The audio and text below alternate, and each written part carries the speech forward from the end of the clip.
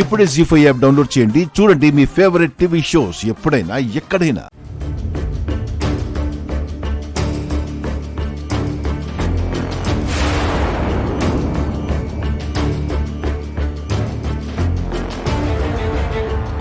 ఎక్కడికి వెళ్ళావే?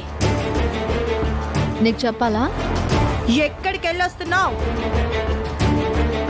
ఫ్రూట్స్ తెచ్చుకుందామని బయటకు వెళ్ళాను.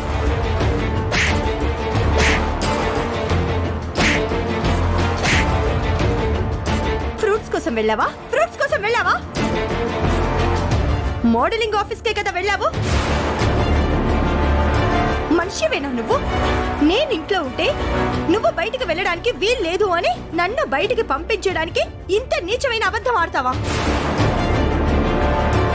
నిన్ను కట్టుకున్న వారికి యాక్సిడెంట్ అయిందని ఎలా చెప్పగలిగావే? అవును, చెప్తాను. నేను బయటకు వెళ్ళాలి కాబట్టి చెప్పాను. నేను బయటకు వెళ్తుంటే నువ్వు ఆపకుండా ఉండుంటే నాకు అబద్ధం చెప్పాల్సిన అవసరం ఉండేది కాదు కదా. పళ్ళు రాళ్ళు కొడతాను ఆ కూత కూసావంటే. అసలు నిన్ను మోడలింగ్ ఆఫీస్ కి వెళ్ళొద్దు అని అంటుంటే ఎందుకు ఇలా చేస్తున్నావు? ఒక పక్క బాబీ మనసుని చెడగొట్టావు, మరో పక్క ఇంట్లో వాళ్ళ కళ్ళు గప్పి బయట తైతక్కలాడుతున్నావు. ఏం చేద్దాం అనుకుంటున్నావే? ఏం చూసుకొని నీకింత ధైర్యం? గుండమ్మా,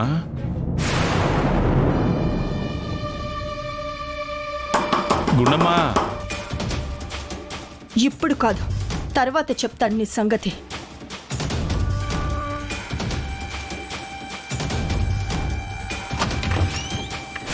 ఏంటి? ఏం లేదు, లోపలికెళ్ళి డామ్మని తలిపేసావేంటి? తాతయ్య అడుగుతున్నాడు కదా, చెప్పు. ఆ, అది నేను ఫ్రూట్స్ కోసం బయటకు వెళ్ళాను కదా. పాపను వదిలేసి నువ్వు ఒకదానివే ఎందుకు వెళ్ళావు? నాకు చెప్పొచ్చు కదా అని తిడుతుంది. తిట్టదా మరి? మీ ఆయన ఇంట్లో లేడు సరే, నేను ఖాళీకి ఇంట్లో పడున్నాను కదా, ఏ నాకు చెప్తే నేను తీసుకురానా?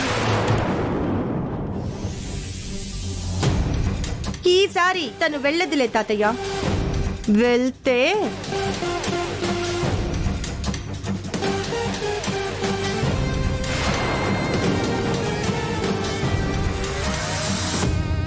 లోకే, ఏంటే నీ మొహం అలా ఉందేంటి? ఆ, ఎలా ఉంది? మామూలుగానే ఉంది కదా. లేదమ్మా, ఆ బొగ్గలు ఎర్రగా అయిపోయినాయంటమ్మా. ఆ, ఆ, అంటే ఎండలో పడొచ్చాను కదా, అందుకే కందిపోయింది. ఓహో అలాగా. ఇదిగో ఈసారి బయటికి వెళ్ళకమ్మా, వెళ్ళవనుకో బొగ్గలే కాదు ఒళ్ళు కూడా ఎర్రగా అయిపోద్ది.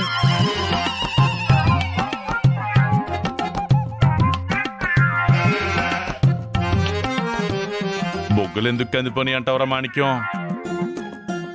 మోకం మీద చేతి వాతలు కనబట్లా, లాగి పెట్టి ఒక్కటి పీకుంటది. ఇదేదో ఏదో పని చేస్తుంటది, అందుకే కోటింగ్ ఇచ్చి ఉంటది.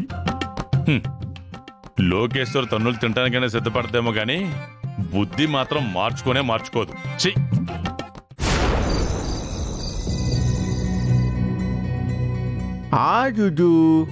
ఊ! ఆ తాత కావాలా? ఆ తాతతో ఆడుకుంటావా? లోకేశ్వరి, ఇక్కడే ఉన్నావా? చిట్టి తల్లి చూడు, నీకోసం నాన్న బొమ్మలు తీసుకొచ్చాడు. చూడు చూడు చూడు. హాయ్ గీతలు, చూడు చూడు, నాన్న నీకోసం బొమ్మలు తీసుకొచ్చాడు రా. నీకోసమే తీసుకొచ్చాడు చూడు. అర్రే, ఈ బొమ్మలేమిట్రా? నా కూతురు కోసం కొని తీసుకొచ్చాను నాన్న. లోకేశ్వరి, ఇవి నా కష్టార్జితంతో కొన్న బొమ్మలు.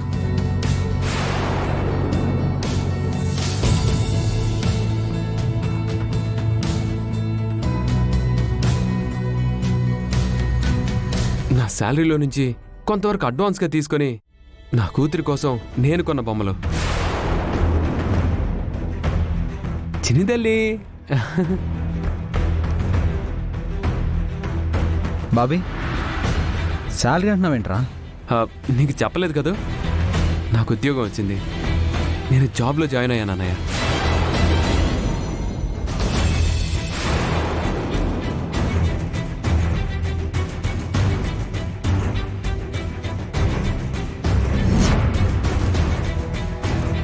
జాబులో జాయిన్ అయ్యావా? రే నువ్వు జాబ్ చేయడం ఏంట్రా? ఏదో తప్పు చేసావన్నట్టు మాట్లాడతారేంటమ్మా? చెప్పాను కదా, నా అంతటి నేను ఉద్యోగం సంపాదించుకొని నా కాళ్ళ మీద నేను నిలబడాలనుకుంటున్నానని. అంటే ఏం జాబు, ఎక్కడ, ఏ ఆఫీస్లో బాబీ? ఎక్కడైతే ఏంటి, ఇలాంటి వద్దని చెప్పాను కదా. ఇంత ఆస్తి పెట్టుకొని ఎవరో పరాయి వాళ్ళ దగ్గర పనిచేయడం ఏంట్రా? నాకెలా ఉంటుంది?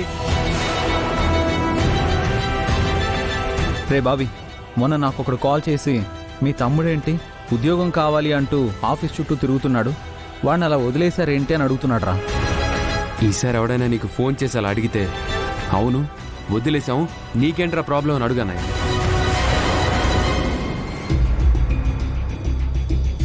నిన్ను వదిలేసావని చెప్పమంటావా? మా పరువును వదిలేసుకున్నావని చెప్పమంటావరా?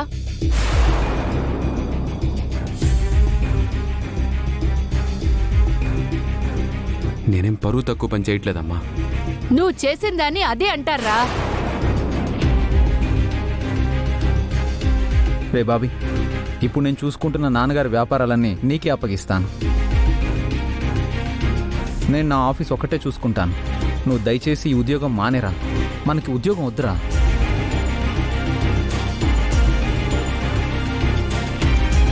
మనవడా, ఇంట్లో ఎంతమంది వద్దని చెప్తుంటే నువ్వెందుకు పదే పదే ఆ పని చేయాలనుకుంటున్నావు?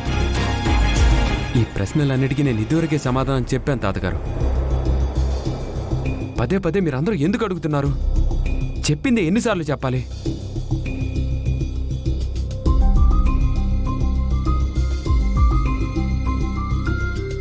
నా కాళ్ళ మీద నేను నిలబడకూడదు అనుకుంటున్నారా? అసలు ఎదగకూడదు అనుకుంటున్నారా? ఏయ్ ఏంట్రా, ఏంటి నువ్వు ఎదిగేది? అత్తయ్య, ఎందుకు ఆవేశపడతారు? ఎవరో ఏదో అన్నారని బాబీ ఈ నిర్ణయం తీసుకోలేదు. ఇక మీదట ఎవరూ అలా మాట్లాడే అవకాశం ఇవ్వకూడదు అని ఈ నిర్ణయం తీసుకున్నాడు. ఆ విషయం మనందరితో ఎన్నోసార్లు చెప్పాడు కదా. అయితే ఇప్పుడు వాడు చేసిందే కరెక్ట్ అంటావా?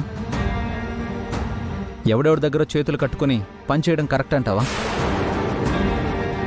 నా తమ్ముడు ఒకడి దగ్గర చేతులు కట్టుకుని పనిచేయడం నాకు ఇష్టం లేదు.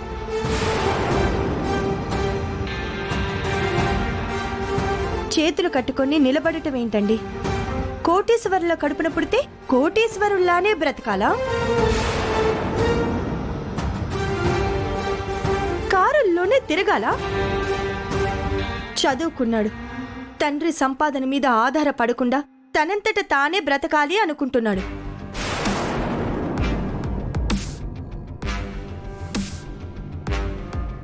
డిగ్నిటీ ఆఫ్ లేబర్ని గుర్తించి ఉద్యోగం సంపాదించాలి అనుకున్నాడు.